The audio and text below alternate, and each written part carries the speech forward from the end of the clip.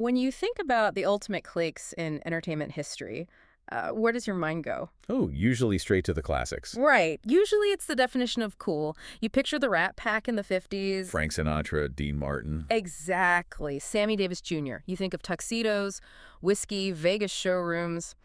Or maybe if you grew up a bit later, it's the Brat Pack. Yeah, Rob Lowe, Demi Moore. Beautiful people of the 80s. Right. Groups that represented aspiration. Mm-hmm. You wanted to be them, or at least you wanted to be at their party. Yeah. They defined a certain type of elite exclusivity. Exactly. But today we are doing a deep dive into a group that is the twisted, almost funhouse mirror image of that concept. Definitely. They are a radio phenomenon that has spanned decades, and they are a collection of personalities so bizarre, so unfiltered, and often so physically or socially distinct that they created an entirely new ecosystem of fame. It really is unique. We aren't talking about the beautiful people today. We are talking about the Wack Pack from the Howard Stern Show. And, calling it a group almost undersells it. Yeah. It's really more of a bizarre social experiment that ran for 40 years. What's fascinating here is that while the name Wack Pack sounds like a chaotic free-for-all, It does sound like that. it is actually a highly structured, almost bureaucratic institution. That is what really surprised me as we were prepping the sources for this deep dive. You might think, oh, it's just anyone weird who calls into the show. Right, just random people. But that's not true at all, is it? It's not just a list of frequent flyers. No, not at all. There are votes. There are criteria. There's a literal official registry. It's a caste system. Stern effectively gamified eccentricity. Gamified eccentricity. I like that. Yeah, he created a bureaucratic structure, Mhm. Ranks, hierarchies, entry requirements. And he built this around people who are, by definition, completely chaotic. Right. It's imposing order on total disorder. So let's unpack this strange universe for you, the listener. Our mission today is to figure out what separates a regular guest from a bona fide Wack Packer. Because there is a line. There is a line, and it is surprisingly rigid. To understand that line, you really have to look at the definition. Stern biographer Richard Mincer labeled the pack a key part of the show, noting it was a direct parody of those cool packs we mentioned earlier. The Rat Pack. Exactly. But the criteria for entry isn't just about looking different or sounding different. Right, because, plenty of people have odd voices or unique looks. That's not enough to get you a jacket in this club. No, it's not. The core definition, the thing that Stern has explicitly stated over and over, is that a true Wack Packer is defined by an inability to understand why they are funny. That is the aha moment right there. It's the lack of self-awareness. Precisely. If you are in on the joke, you aren't a Wack Packer. You're just a comedian. Right, you're a collaborator. A Wack Packer is someone the audience is laughing at, or perhaps with, but the individual themselves doesn't quite grasp the dynamic. They think it's serious. Yeah, they think they're being taken seriously. Or they think they are famous for a totally different reason entirely. So if I call in and I'm doing a bit or I'm trying to be the crazy character, I'm automatically disqualified. Essentially, yes. Yeah. Because you're trying.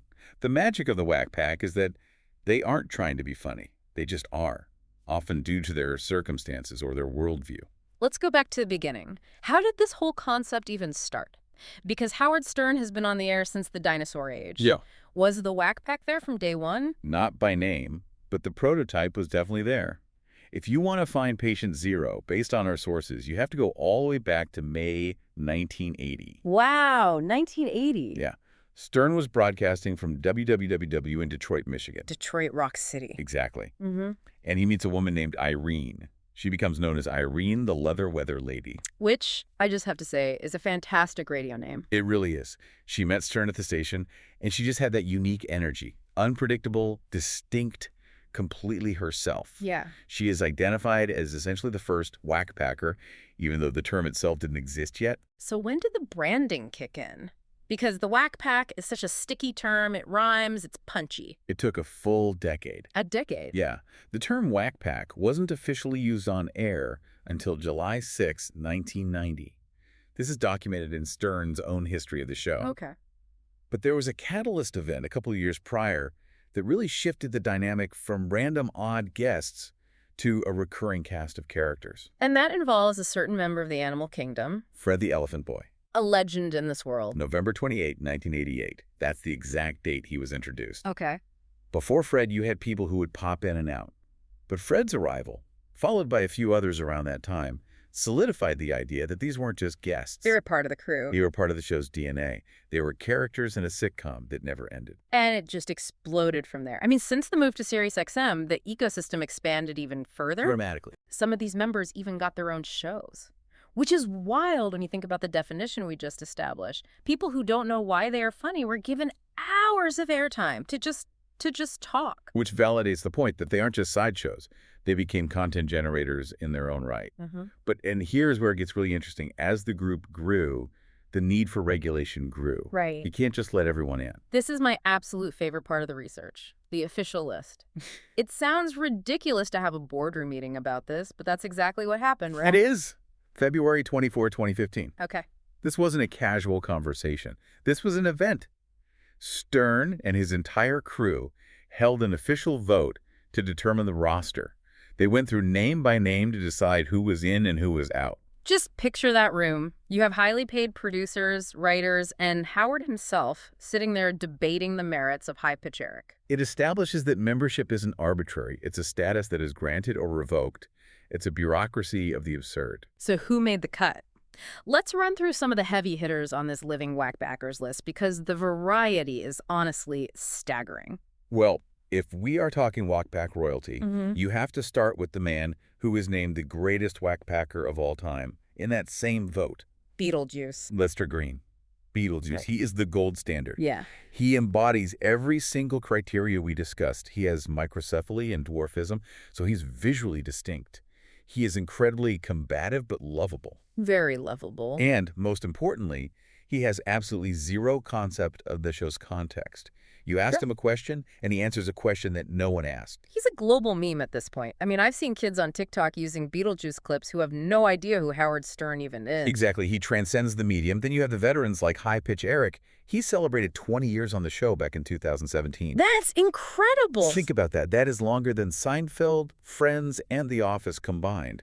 He has made a literal career out of just being high pitch. And then you have the crossover hits like Tan Mom. Patricia Krenzel, she was in the news for that tanning salon incident involving her daughter, which, that was a pretty dark news story. It was very dark. But then she gets absorbed into the Stern universe and becomes this bizarre recording artist character.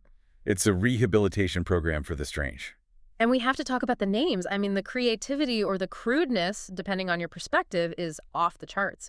We've got Ass Napkin Ed. Yes. We've got Debbie the Cum Lady. Gary the Conqueror, who was previously known as Gary the Retard. Right. That name change is interesting. It shows that even in the Wack Pack, the outside world eventually seeps in. They had to update the terminology, even if just slightly. It was a fascinating moment where the show had to grapple with changing social norms. Yeah.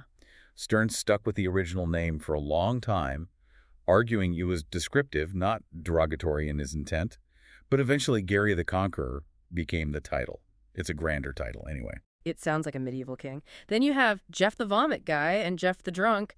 It's a very, bodily function-heavy list. It is. Yeah. But looking at this list, Asian Pete, Bigfoot, Medicated Pete, Sour Shoes, what stands out to you about the makeup of this group?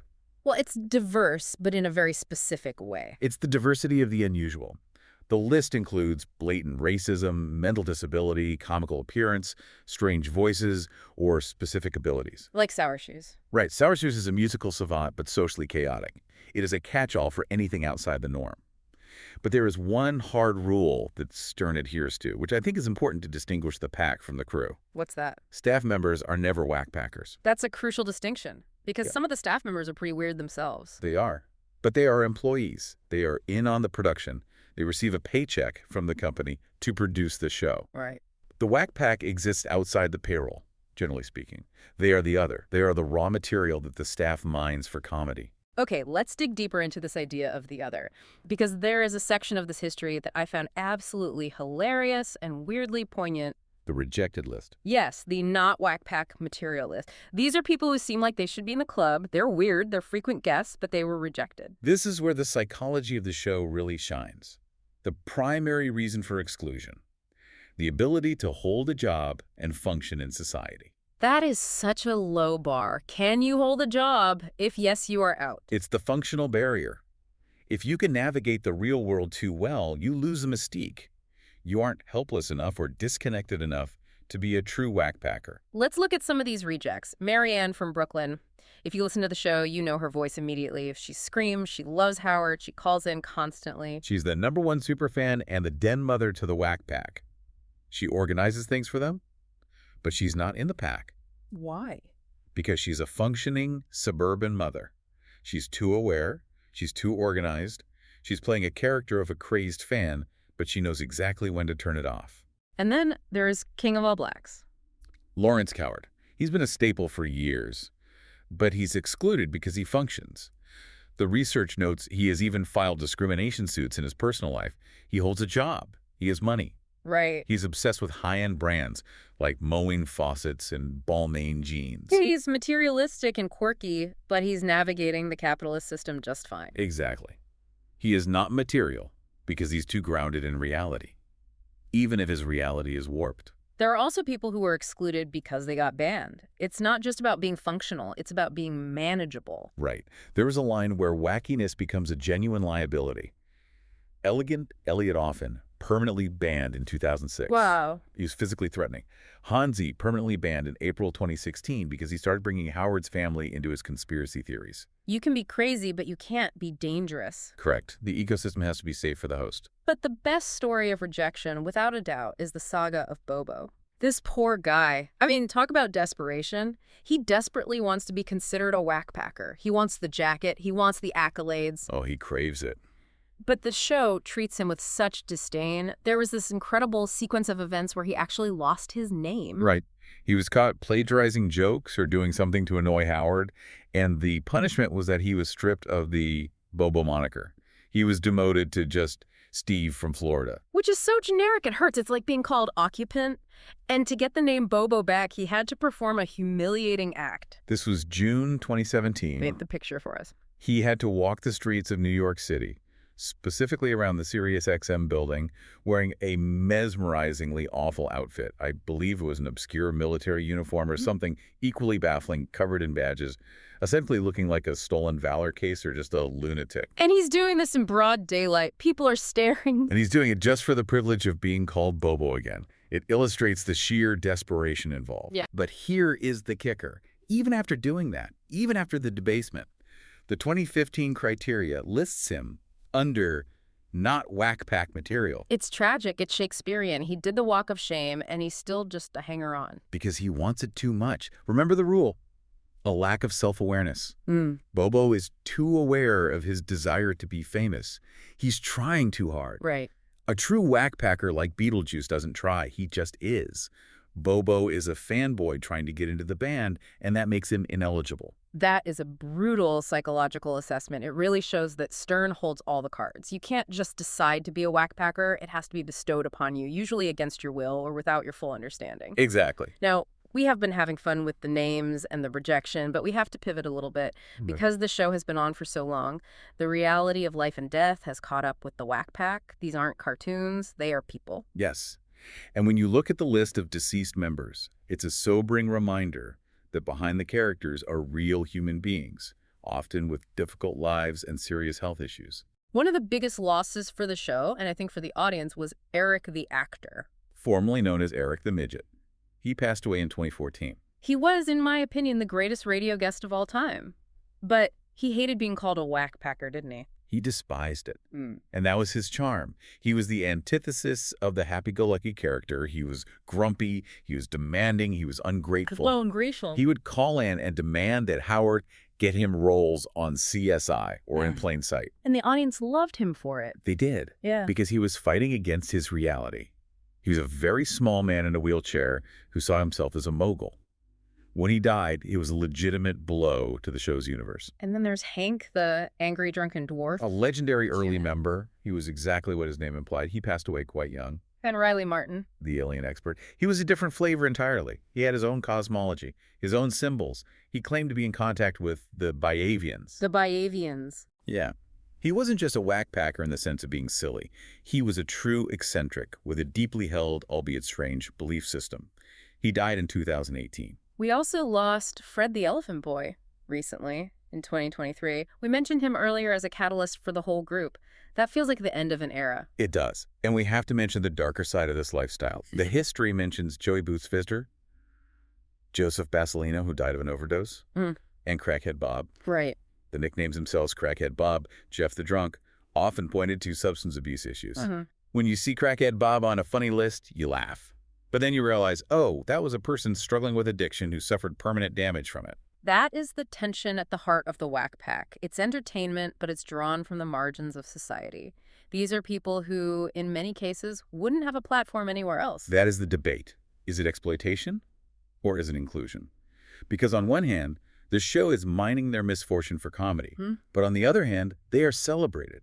They're loved. And that leads us to the cultural impact. Because for better or worse, being in the Wack Pack made these people famous. Real fame. It did. They gained notoriety. They made personal appearances around the country. Imagine showing up to a club in New Jersey on a Friday night to see Beetlejuice or Pitch Erik. People did it. Thousands of them. They paid cover charges. The Wack Packers made money, sometimes more money than they could have made doing anything else. Wow. Some of them landed roles in films and television programs. They transcended the radio show. It's the ultimate example of famous for being famous, but with a twist. It's famous for being peculiar. And this brings us back to that core definition, the lack of self-awareness. It creates a unique dynamic where the fame is almost accidental on the part of the performer. They are being themselves, and the world is consuming it as comedy. It's fascinating that someone like Beetlejuice is arguably more recognizable to a certain generation than some A-list actors, just from memes and clips online. Absolutely. The Wack Pack branding was genius marketing. It took disparate individuals, a guy with a high voice, a woman who tans too much, a man who thinks he talks to aliens, and turned them into a collectible set. Like trading cards. Gotta catch 'em all, but instead of Pokemon, it's high-pitched voices and conspiracy theories. Exactly. And it created a community. As weird as it sounds, the Wack Pack is a family. A dysfunctional, messy, sometimes tragic family, but a family nonetheless. So let's try to summarize what we've learned here for you. The Wack Pack isn't just a random list of guests. It's a parody of Hollywood elites, formalized by a vote in 2015. It is a rigid institution defined by a lack of self-awareness. If you know you're funny, you're out. If you can hold a normal job, you're out. It's a club for the unemployable and the unexplainable. And despite the funny names, Tan Mom, Medicated Pete, Jeff the Vomit Guy, these are real people who became unlikely celebrities. Sometimes struggling with real issues, but always providing content for the Stern machine. It's a symbiotic relationship. The show needs the chaos, and the Wack Packers, for the most part, seem to crave the attention or the validation that comes with the title. Even Bobo, after his walk of shame, is still calling in today. So what does this all mean for you, the listener? Why does this phenomenon exist? Why do we tune in to hear people who don't know why we are laughing? I think it leaves us with a really provocative question about the nature of entertainment and our own psychology. If the defining trait of a Wack Packer is that they don't understand why they are funny, what does that say about the millions of people who are laughing? That's a great point. Are we celebrating unique humanity in all its forms? Or are we participating in something a bit darker, a spectacle where we feel superior to the person on the stage? That is a question that might make you think twice the next time you chuckle at a viral clip of Beetlejuice or Pitch Erik. Are we laughing with them or at them? And does it matter if they're cashing the check? Indeed. It forces us to look in the mirror as much as we look at them. Well, on that note, we will leave you to ponder the ethics of the Wack Pack. Thanks for diving deep with us today into one of the strangest, most enduring corners of pop culture history. It was a pleasure. See you on the next deep dive.